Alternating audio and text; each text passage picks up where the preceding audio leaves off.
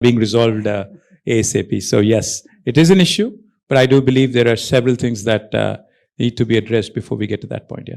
So one more question, and then I'll rely on Siddharth to tell me whether we have time for questions from all of you.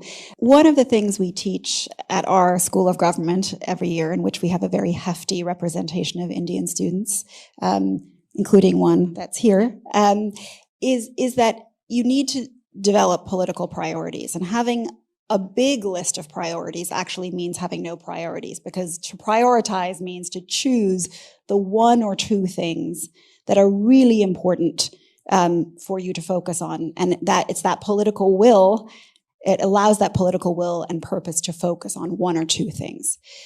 So my last question to you is, in a future in which you were chief minister, what would your one or two priorities be for Telangana going forward?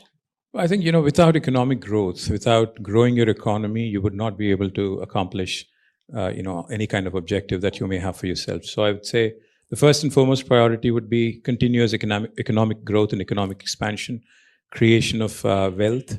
And I think parallelly, a country like India, you cannot be oblivious to the fact that there is a huge population which basically needs support, and the vulnerable section in the country which needs a bit of handholding. So I'd say continue to push the economic agenda, continue to create jobs, continue to attract investments, continue to create wealth, parallelly ensure that you take care of the most vulnerable. So I'd say a fine balance of welfare and economic growth is what we've seen in Telangana, and I think that has worked brilliantly.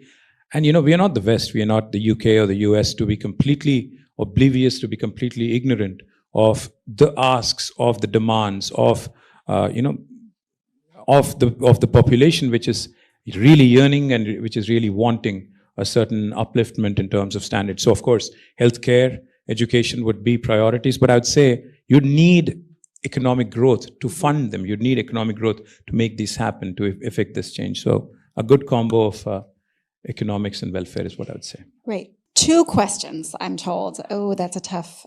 All right. I know that you've already asked a question, so let me start there. Yes, please.